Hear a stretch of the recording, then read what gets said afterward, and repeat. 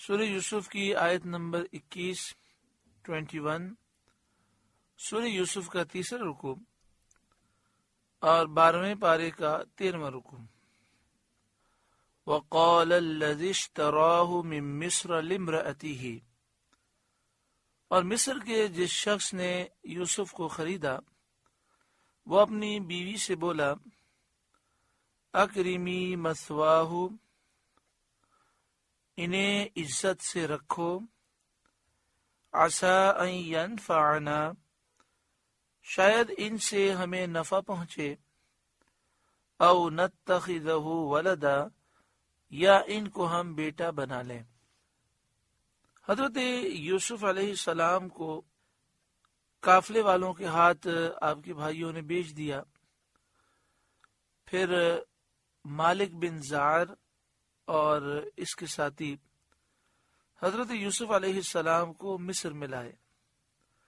اس زمانے میں مصر کا بادشاہ ریان بن ولید بن نزدان عملیقی تھا، اور اس نے اپنی عنان سلطنت قطفیر مصری کے ہاتھ میں دے رکھی تھی۔ اس کو عزیز مصر کہتے تھے، اور وہ بادشاہ کا وزیر اعظم تھا۔ جب حضرت یوسف علیہ السلام مصر کے بازار میں بیچنے کے لیے لائے گئے تو ہر شخص کے دل میں آپ کی طلب پیدا ہوئی، اور خریداروں نے قیمت بڑھانا شروع کی، یہاں تک کہ آپ کے وزن کے برابر سونا، اتنی ہی چاندی، اتنا ہی مشک، اتنا ہی ریشم قیمت مقرر ہوئی۔ اس وقت آپ کا وزن 400 رتل تھا۔ 400 رتل کے معنی ہے 200 کلو، کیونکہ اس زمانے میں لوگوں کے قد بہت زیادہ اونچے ہوتے تھے، اور اس زمانے میں عمریں بھی طویل ہوتی تھیں۔ اس وقت حضرت یوسف علیہ السلام کی عمر مبارک کے بارے میں کئی اقوال ہیں۔ ایک قول یہ ہے کہ 17 سال عمر تھی، ایک قول یہ ہے کہ 12 یا 13 سال تھی، اور ایک قول یہ ہے کہ 7 سال عمر تھی۔ عزیز مصر نے اس قیمت پر آپ کو خرید لیا اور اپنے گھر لے آیا۔ دوسرے خریدار اس کے مقابلے میں خاموش ہو گئے۔ عزیز مصر کی زوجہ کا نام زلیخا تھا، تو عزیز مصر نے اپنی زوجہ سے کہا کہ اس کو قیام گاہ نفیس دو، لباس اور خوراک اعلیٰ قسم کا ہو سکتا ہے یہ ہمارے کاموں میں اپنے تدبر و دانائی سے ہمارے لیے بہترین مددگار ثابت ہو، بہت زیادہ نافع ہو، اور سلطنت کے امور اور ملک داری کے سر انجام میں ہمارے کام آئے، کیونکہ ان کا چہرہ یہ بتاتا ہے کہ یہ بہت عقل مند ہیں اور بہت دانا ہے۔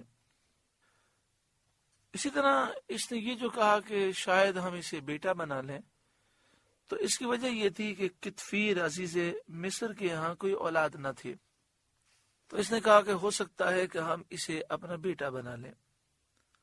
وَكَذَلِكَ مَكَّنَّا لِيُوسُفَ فِي الْأَرْضِ، اور اسی طرح ہم نے یوسف کو اس زمین میں جمع دیا۔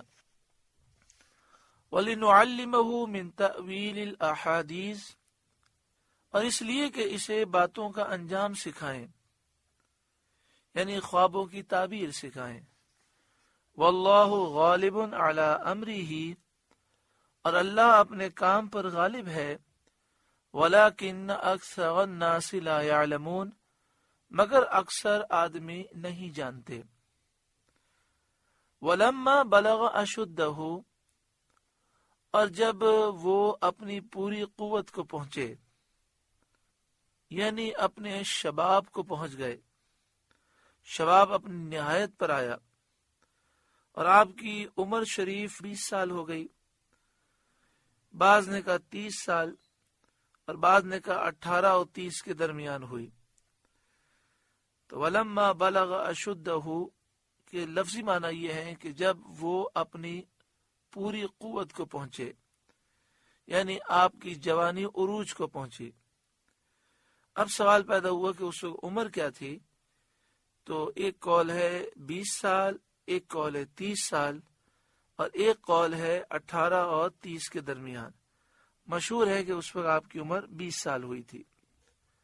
آتینا و حکم و علم، ہم نے یوسف کو حکم اور علم عطا فرمایا، یعنی علم بعمل اور فقاہت فی الدین عنایت کی، یعنی علم بھی دیا، عمل بھی دیا، اور دین میں آپ کو فقیہ بنایا۔ بعض علماء نے فرمایا حکم سے مراد یہ ہے کہ آپ جو گفتگو فرماتے تھے وہ گفتگو بالکل درست ہوتی تھی، اور آپ خواب کی تعبیر صحیح ارشاد فرماتے تھے۔ علم حقائق اشیاء کا جاننا، اور حکمت علم کے مطابق عمل کرنا ہے۔ ایک تفسیر میں یہ ہے کہ حکم سے مراد حکمت ہے، اور علم سے مراد ہے چیزوں کی حقیقتوں کو جاننا، اور حکم حکمت سے مراد ہے اس علم پر عمل کرنا۔ اللہ تعالیٰ نے وہ ساری نعمتیں آپ کو عطا فرمائیں۔ وَكَذَلِكَ نَجْزِي الْمُحْسِنِينَ، اور ہم ایسا ہی صلہ دیتے ہیں نیکوکاروں کو۔ کہاں تو آپ کے بھائیوں نے یہ چاہا کہ آپ غلام بن جائیں، کہاں تو انہوں نے یہ کوشش کی کہ آپ تکلیفیں اٹھائیں، لیکن اللہ تبارک و تعالی نے آپ کو مصر پہنچا دیا، اور مصر کے وزیر اعظم کے گھر میں آپ شاہی مہمان بن گئے، اور آپ کے لیے اللہ تعالی نے آسانیاں مہیا فرمائی۔ تکلیفیں، راحتیں، پھر تکلیفیں، پھر راحتیں، یہ زندگی کا حصہ ہے۔ جب آپ پر تکلیفیں آئیں، ان تکلیفوں سے پہلے اللہ نے راحتیں عطا فرمائی، آپ کے والد نے آپ پر بڑی شفقتیں فرمائیں، پھر یہ بھائیوں نے تکلیفیں دیں، آپ نے صبر کیا، پھر عزیز مصر کے ہاں راحتیں ملیں، آپ نے شکر ادا کیا، اب پھر تکلیفوں کا دور دوبارہ شروع ہوا۔ وَرَاوَدَتْهُ الَّتِي هُوَ فِي بَيْتِهَا عَن نَفْسِهِ، اور وہ جس عورت کے گھر میں تھے اس نے انہیں لبھایا کہ اپنا آپا نہ روکے، یعنی عزیز مصر کی زوجہ زلیخا کے گھر میں آپ تھے، اس نے چاہا کہ آپ اس کے ساتھ مشغول ہو کر اس کی ناجائز خواہش کو پورا کریں۔ زلیخا کے مکان میں یکے بعد دیگرے 7 دروازے تھے۔ اس نے حضرت یوسف علیہ السلام کو کسی کام سے 7ویں دروازے کے اندر بلایا، اور سارے دروازے اس نے بند کر دیے، تالے لگا دیے۔ وَغَلَّقَتِ الْأَبْوَابَ، اور دروازے سب بند کر دیے۔ وَقَالَتْ هَيْتَ لَكَ، اور بولی آؤ تمہیں سے کہتی ہوں۔ قال، یوسف علیہ السلام نے فرمایا معاذ اللہ، اللہ کی پناہ، اللہ تعالی مجھے اس برائی سے محفوظ فرمائے، کیونکہ یہ کام حرام ہے۔ آپ سے گزارش ہے کہ قرآن کے اس پیغام کو آگے پہنچا کر ثواب جاریہ حاصل کریں۔